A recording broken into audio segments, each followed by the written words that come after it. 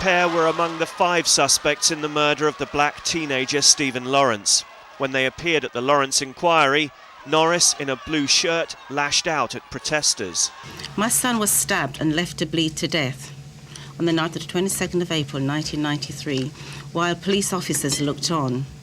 They treated the affair as a gang war, and from that moment on acted in a manner that can only be described as white masters during slavery.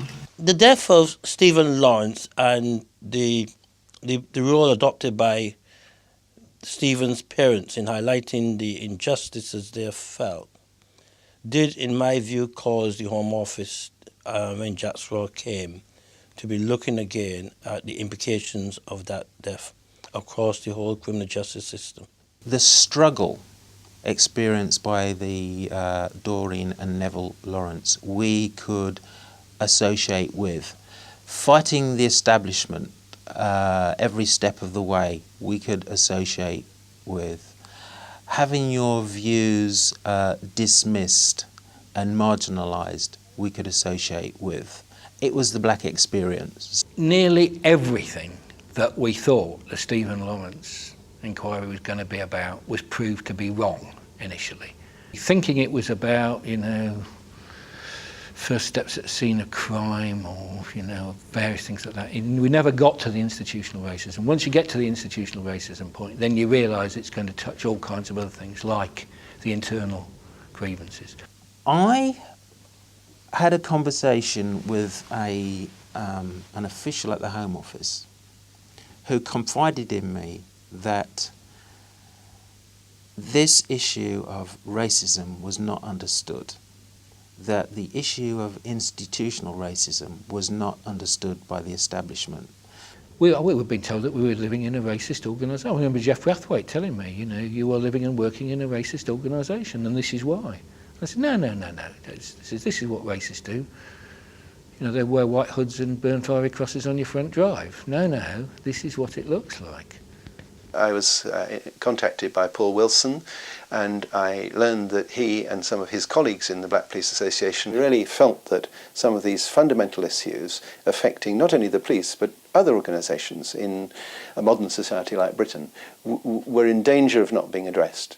He knew of my views and my experience and suggested that maybe I should write something which would both help the BPA to be in touch with thinking around institutional racism, and that we might in fact submit this a paper to the Lawrence inquiry as evidence. It was a very emotive experience reading Robin's paper, because for the first time it crystallised an experience that I'd lived through in academic terms that the Metropolitan Police, and indeed anyone else, would find very difficult to refute.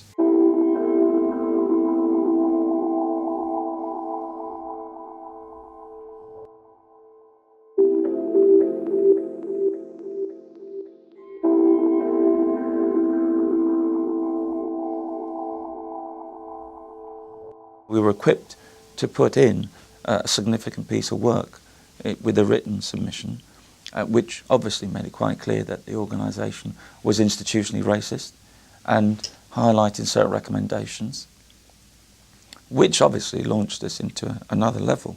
When the BPA presented to us, they gave a presentation that was short and succinct and to the point and really constructive and helpful. And when we went through the swing doors, we almost skipped with excitement. At last, 3 thoroughly professional police officers. Their contribution would be the effects of what institutional racism have done within the police force. That I recognise, because they are the effect of it. And so I think that's what their contribution was, is as a black police officer, they're able to say, yes, this is true, that this is what's been happening to us. Some of the most powerful evidence that was given by black police officers about the organisation that was giving totally different evidence to the public inquiry. That's the first time I can think of that, that one group of officers within the same organisation have given evidence against another group of officers in the same organisation. We in the Met feel a sense of shame for the incompetence of that first investigation and for how the family were let down. As Sir William has made quite properly clear, we failed, we could and we should have done better in this case. The fact that the BPA was very bold and very direct in its evidence to Macpherson, and it stood out on this issue, gave it a personality, gave it a profile, and helped them to arrive. When Lawrence happened, it was like jumping on the most, the fastest, bumpiest roller coaster you could imagine, and that was it. Things just went. And I think that first year after Lawrence was everybody was kind of bedazzled and kind of thinking, well, where am I? Because so much happened. The political imperative was there, and that meant that people were listening and felt the need to listen. And so they've been able to make a difference in a way that I suspect without that Macpherson report that they wouldn't otherwise have been able to achieve.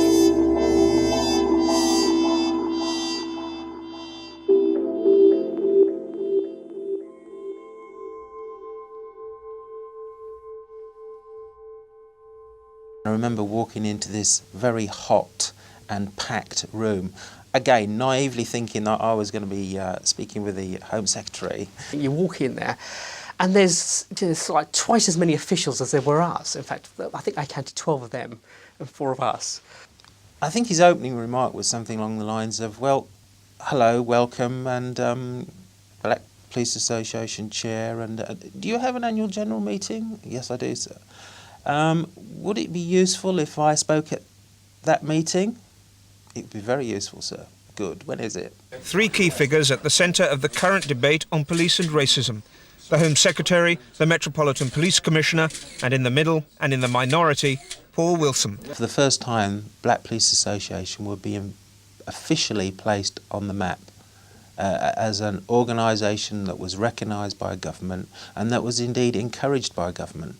I'm delighted to be here today, which is your 4th annual meeting, but it's the first one which I have addressed, to speak to you all and by my presence, and I hope also by what I say, to demonstrate my strong support for your organisation. It was the most memorable day in my police career because I had I remember crafting this speech, and it went down well. And I do remember during the speech I talked about the lack of black faces represented within the police service unless it's on a photograph in the custody office. Jack Straw was keen to personally identify with what they were about, which was a very, very brave thing at the time, because you have to understand that not many senior police officers up and down the country were jumping up and saying that this was a wonderful thing and the second best thing next to sliced bread. I mean, I've heard 1 or 2 of them in private conversations talk about how devious and insidious and how this type of organisation would undermine the morale of the service.